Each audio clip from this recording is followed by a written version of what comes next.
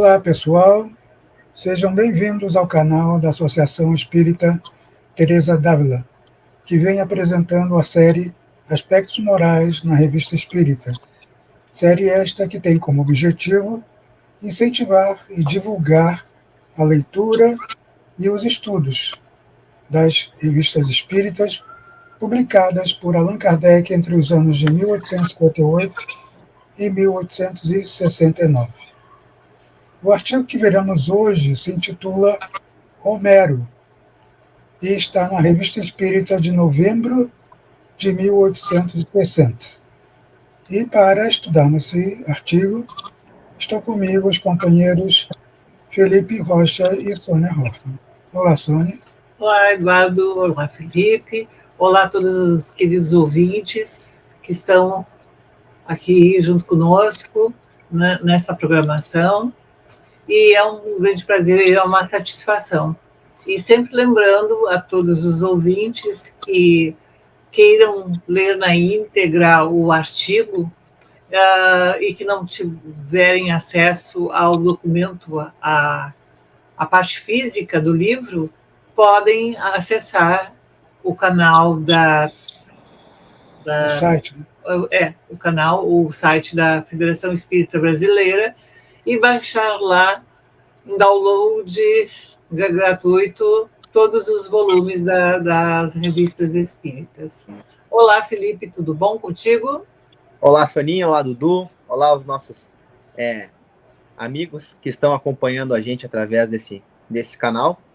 Mais uma vez, reunidos aqui, né, para tratar de um assunto gostoso, um assunto legal e que tem muito a ver com a história de toda a nossa civilização.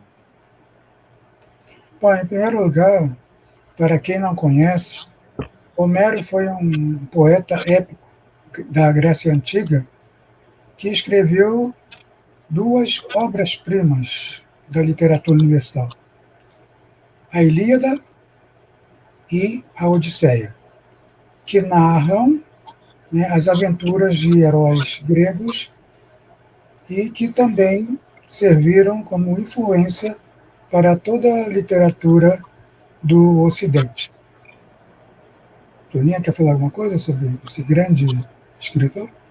O Homero passou sérios percalços, não é? Ele teve uma vida bastante complicada, mas, mesmo assim, isso não impediu que ele fosse levando adiante toda essa parte poética, não é? E até mesmo ele vai falando, no próprio artigo ele vai falar, em um determinado ponto, como foi triste o seu desencarne, e realmente tem alguns trechos, assim, tem algumas questões biográficas que narram que ele já morreu cego, não é? E também morreu próximo a uma praia. Mas isso são questões biográficas e nós vamos entendendo que o mais importante de tudo foi o legado que ele deixou e, especialmente, o que ele vem trazendo, a sua visão como espírito, que ele vem trazendo nesse artigo, porque aqui ele vem e ele, em uma reunião da Sociedade Espírita Parisiense, ele se manifesta. E lembrando que, só para contextualizar, Homero viveu mais ou menos por volta de 850 antes de Cristo. Felipe? É isso aí, né, Dudu? Acho que tamanha a importância do Homero. Eu até vou mostrar os dois livros aqui. Eu sou um fã do Homero. Tá? Mostrei a Ilíada aqui primeiro, a capa preta e as letras douradas. E aqui a Odisseia, a capa preta, um elmo e as letras em azul claro.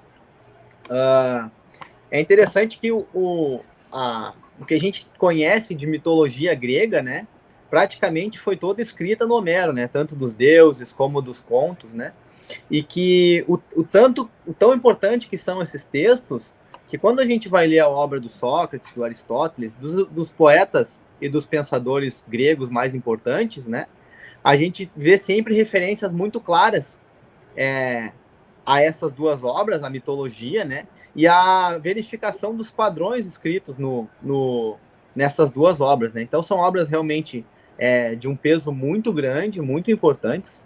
E o legal dessa comunicação também é que quando a gente abre a Ilíada, a gente está lendo a introdução dela, fica bem claro que não se tem certeza se Homero realmente existiu ou se foi uma conjunção de contos escritos naquela época. Então há essa dúvida na comunidade histórico-científica, né, sobre a existência do Homero. E essa comunicação, mais uma vez, né, concedendo essa graça para a gente espírita, de saber que realmente o Homero existiu e que foi ele que escreveu esses textos tão importantes, né?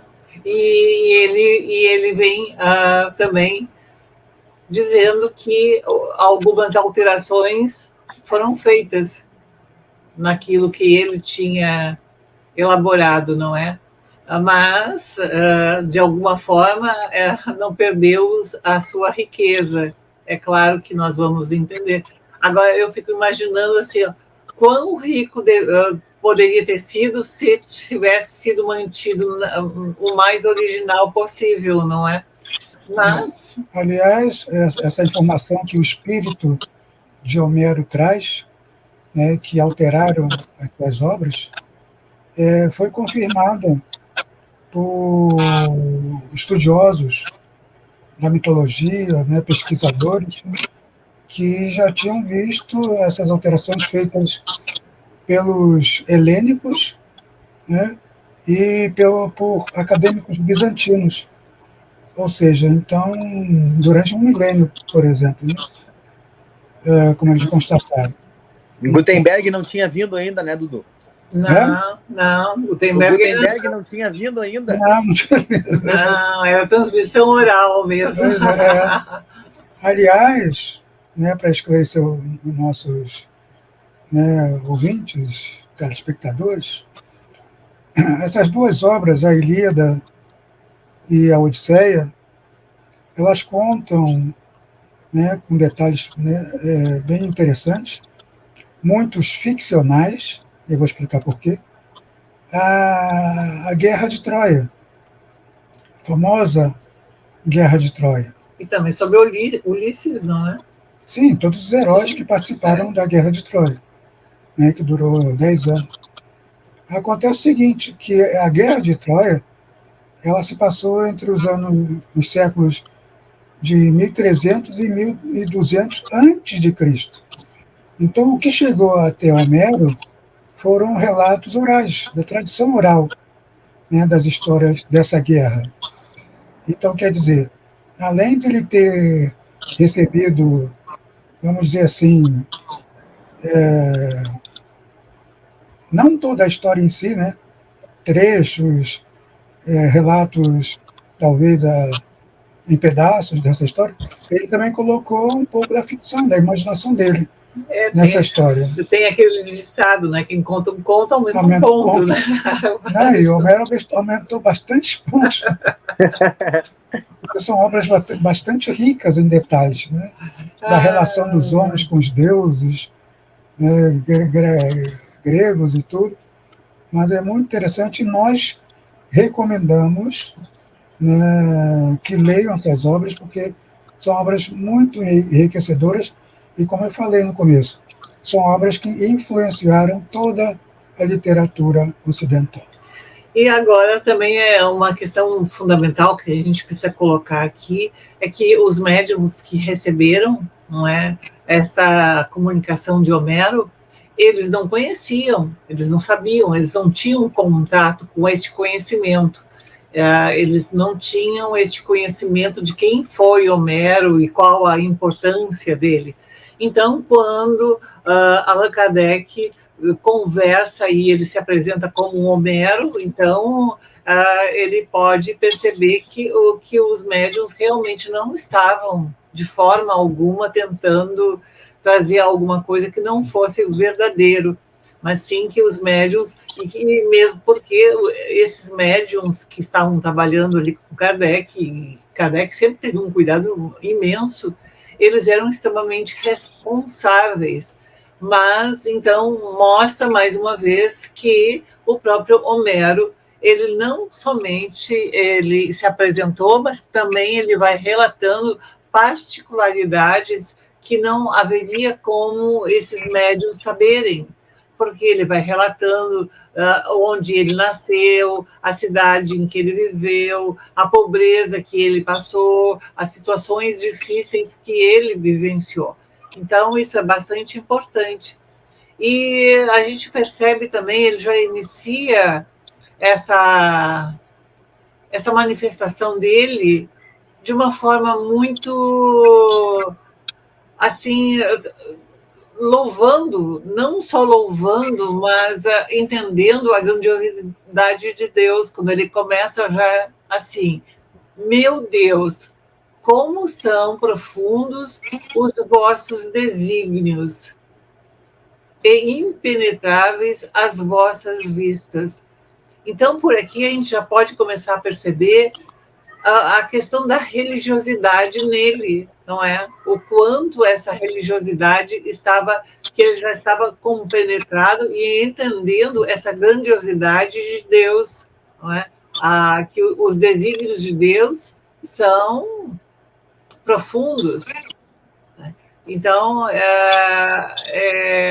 para nosso entendimento, para as nossas reflexões, me parece que isso seja bem interessante, não é? Que ele não estava preocupado lá com a grandeza dele em saber que ele foi um excelente poeta grego, não. Ele se colocou naquela posição de dizer: meu Deus, como são profundos os vossos desígnios. Então, ele vai entendendo, ele vai percebendo, ele vai comparando essa grandiosidade divina. Inclusive, acho que a gente podia ler esse textinho, né, Sônia? Essa primeira parte que tu acha. Pode ser. Ele continua, né, depois dessa célebre frase que a Sônia citou: em todos os tempos, os homens têm procurado a solução de uma multidão de problemas que não se acham ainda resolvidos. Eu também o procurei em toda a minha vida, e fui incapaz de resolver o que de todos parece o mais simples: o mal, o aguilhão de que vos servis para impelir o homem a fazer o bem por amor. Ainda muito jovem, conheci os maus tratos que os homens fazem sofrer uns aos outros, sem premeditação, como se para eles o mal fosse um elemento natural. Entretanto, não é assim, uma vez que todos tendem para o mesmo fim, que é o bem. Degolam-se uns aos outros e, ao despertarem, reconhecem-se que feriram um irmão. Mas são os vossos decretos, não nos competindo mudá-los. Nós temos o mérito ou demérito de haver resistido mais ou menos à tentação e, como sanção de tudo isso, o castigo ou recompensa. Então, imaginemos assim, ele colocando que o mal é o mais simples dos problemas.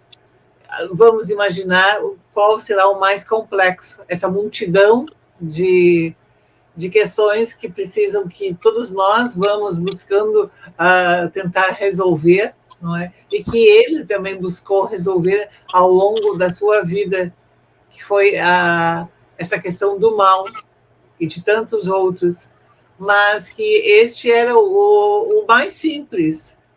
Então, mas que outros tantos prejuízos e tantas complicações a humanidade tem, não é? É a questão da vaidade, é a questão do orgulho, é a questão do egoísmo, e nós vamos encontrar lá no livro dos Espíritos justamente o quanto o egoísmo e o orgulho são as causas assim primordiais de tudo que vai acontecendo. De todos os vícios, de todas as paixões, né? E é interessante, né, Sônia, quando a gente adentra um pouquinho mais a obra, vê essa reflexão toda do Homero, é bonito, porque a gente vê na evolução do pensamento, né, que nessa época ainda, na época do Homero, eles justificavam, né, as coisas ruins, eles aderiam às divindades também.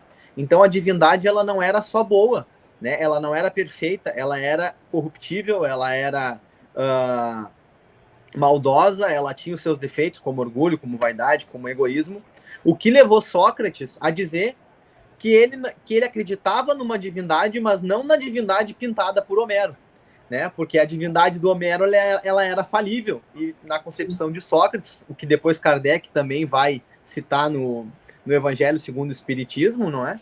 Que na concepção do Sócrates, uma divindade, para ser origem de alguma coisa, ela precisava ser boa por princípio, né? Então a gente vê essa mudança de concepção do próprio Homero, né? Tendo passado pelo outro lado, provavelmente tendo passado por reencarnações, né? A evolução dessa visão dele da divindade, o quanto ele exalta o divino nessa situação, né? Coisa que ele não fazia na época que escreveu os livros, pois ele atribuía ao divino os defeitos do mundo, né? E como ele vai dizendo, como um elemento natural, né? O que chama a atenção que a prática do mal não era só por uma questão de premeditação, mas também porque consideravam o mal como sendo um elemento natural, era normal, era natural, era comum, não é? Ser a prática do mal, não é? E então aquilo ali para eles acontecia.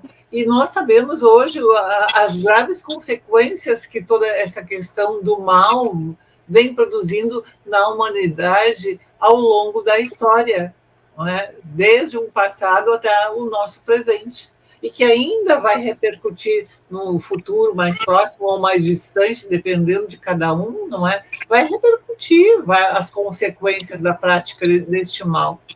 Aliás, outro aspecto interessante, que até o Felipe chamou a atenção, é que os deuses antigos, da Grécia Antiga, né, e até da Roma Antiga, eles eram criados à semelhança do homem. Porque os deuses tinham todas as imperfeições dos homens.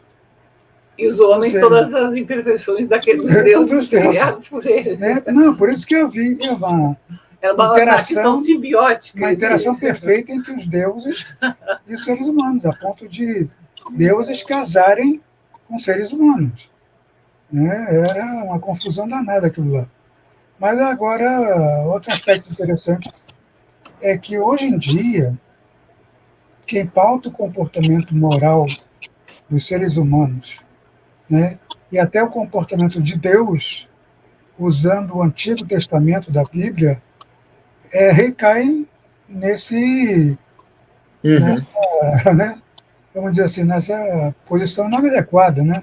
Porque o Deus do Antigo Testamento é um Deus vingativo, é um Deus punitivo, né? É um Deus que, se for contrariado, ele castiga mesmo, e não é castigo igual de criança que, né, fica trancado no quarto, né? Assim não, né? De causar até a morte, provocar até a morte de quem desrespeita suas leis. E até ele vai colocando ali no artigo, não é, em determinado ponto, de pessoas se degolando, enfim, a prática que existia de pessoas que faziam mal e faziam, e não tinha assim, era para eles, era a prática do mal, e era a prática do mal, era alguma coisa, era uma questão, como ele, e voltamos a dizer, era uma prática natural aquilo, simplesmente acontecia. E hoje, que bom, nós já temos legislações, e muito mais do que legislações, nós já temos muitas pessoas, até mesmo olhando e prestando atenção nessa legislação, que são as leis divinas. Isso sim que é o mais importante, não é só a legislação humana, mas muitas pessoas pensando justamente em colher, ou justamente aproveitar ao máximo a sua reencarnação. Um outro aspecto interessante, né, desse nosso artigo que a gente está utilizando do Kardec, é o grau de criticidade, né? Tu até comentaste no início ali, Sônia, com que o Kardec observou todo o texto, né? Então ele não aceitou que era Homero, né? Ele foi verificar as fontes, inclusive o Homero foi dando pistas, né? Ele falou da onde ele nasceu, né? Que ele nasceu Sim. em Melis. Desculpa. Ele nasceu, viveu no alagado de Melis, e depois ele fala que se quisessem saber onde ele nasceu realmente, ele que procurasse a casa da cortesã Clenas, né? Clenas. Então, assim, ele vai dando pistas, né? Vai falando, enfim. E o Kardec, no final, aborda, né? Quando nós estamos nos comunicando com o espírito, nós não podemos sair questionando ele da sua identidade, né? De cara. Então, a gente vai abordando de uma maneira mais tranquila, e o ideal é que o espírito espontaneamente dê essa comunicação, né? Ele fale de onde ele veio, enfim, e não seja perguntado. E depois de analisar todos esses fatores, o Kardec concluiu, ou pelo menos se aproximou da conclusão, né, de que realmente era o Homero a dar essa comunicação. E outra coisa que deixou Kardec bastante assim, entusiasmado é que o Espírito revelou o sobrenome dele. Isso. Que até então ninguém sabia. Né? E por Homero ter vivido em Melis ou Melé, né, que tem o acento grave e o acento agudo no final, ele era chamado de Homero Melezigênio, né, Melezigênio. E a Kardec achou isso muito interessante, essa curiosidade. Ou seja, ele era originário de Melé, né? Melezigênio era Homero, originário daquela região bastante alagada. Porque era muito comum, né, antigamente, na antiguidade, quero dizer, as pessoas receberem o sobrenome das cidades onde nasceram. E até nós como temos Jesus de Nazaré. Olha só. É verdade, né? Jesus de Nazaré. Nós temos Eduardo do Rio, nós temos... E assim vamos, não é, Felipe? Felipe Viamão? Então. Regine Viamão. Sou de Porto Alegre, pronto. O legal da gente ir observando essas comunicações, né, com essa riqueza de detalhes que tem, quando a gente repousa o nosso olhar sobre a religião também, né? O quanto essas religiões, e a gente já teve acesso a outros textos de outras religiões, elas eram complexas, né? E elas tinham esse caráter multidisciplinar, digamos assim, dos deuses, né? O politeísmo, né? Na letra fria, né? Então, eles tinham todos essas dificuldades de interpretar as coisas, né? E aí a gente vê a sabedoria divina realmente de ter implementado o nascimento do Cristo dentro da religião judaica, né? Que era já monoteísta desde o seu princípio, né? Desde o tempo de Abraão, ou até antes, né? Então é legal a gente tendo essas comunicações desses espíritos antigos que iniciaram essas religiões, né? Ou pelo menos codificaram elas, né?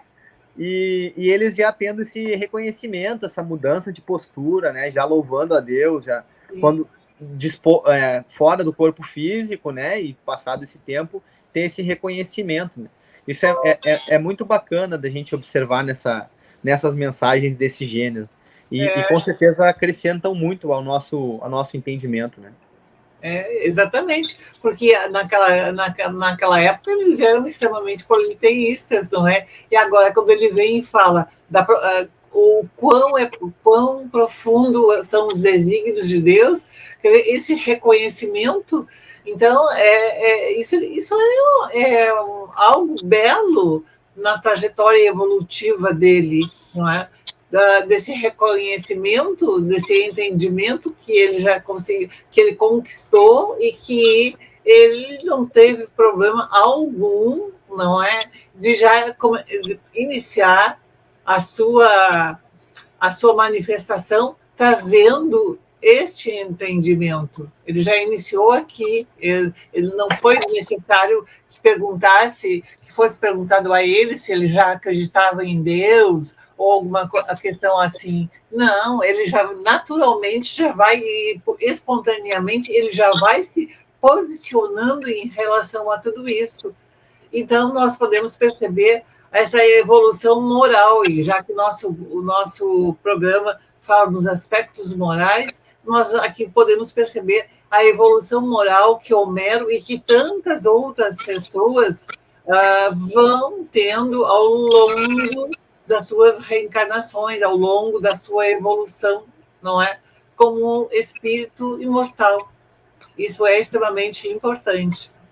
E uma outra coisa que eu achei muito interessante é que quando a gente lê a Ilíada, né, que são o último ou os 2 últimos anos da Guerra de Troia, tem uma relação de inconformidade com a divindade, né? Tanto que quando Aquiles chega nas terras gregas, ele destrói o templo de Apolo, né? Eles saqueiam o templo de Apolo porque o Apolo teria abandonado eles, enfim. Então, existe essa relação de inconformidade com a divindade. E naquele textinho que a gente leu lá, o Homero fala assim, ó, degolam-se uns aos outros e ao despertarem, reconhecem que feriram um irmão.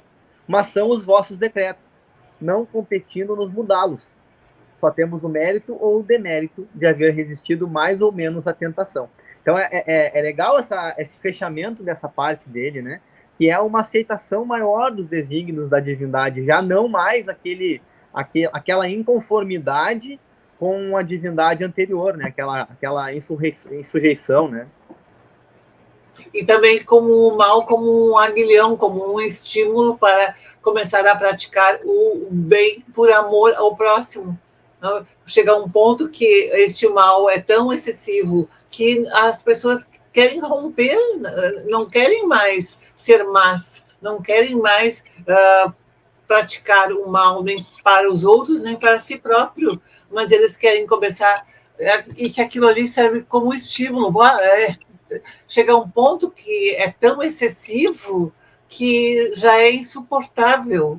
Entra em conflito, né? E talvez até em confronto com as leis divinas que estão na consciência dessas pessoas. Exatamente. Né? E chega a um limite que não dá mais. A própria pessoa percebe que a maldade tem um limite. Né? Eu vou ler um trechinho do final aqui também, que eu achei bem legal, já que nós estamos nos aproximando do fim, mas só para deixar o pessoal curioso para ler o texto na íntegra, né? Aí o Kardec conclui assim: se nós entendermos tanto a propósito de um assunto que não pareceria comportar tantas considerações, é que se me afigura útil não negligenciar nenhuma ocasião de chamar a atenção sobre a parte prática de uma ciência cercada de mais dificuldades do que geralmente se pensa, e que muitas pessoas julgam possuir porque sabem fazer bater uma mesa ou mover um lápis. Então, assim, é complexo o textinho, são palavras um pouco complicadas, mas o que o Kardec está querendo dizer, né? Que aquilo que a gente já comentou nos outros textos, né? Tudo tem que ser julgado, tudo tem que ser verificado, tudo a gente pode confrontar e tem que ter uma base científica, né? Então, não é porque essa comunicação veio e teve um nome intitulado de Homero que se aceitou ela. E tudo isso, tudo é assim dentro do espiritismo, né? As mensagens que estão ali, inclusive na Revista Espírita, a gente consegue ver muito claramente isso, elas são severamente questionadas, confrontadas, verificados vários pontos de vista, e aí depois, sim, Kardec, não, vamos utilizar o termo científico, né, Sônia? Não conclui, mas assevera que seria, que provavelmente aquilo ali tenha conexão com a realidade, né?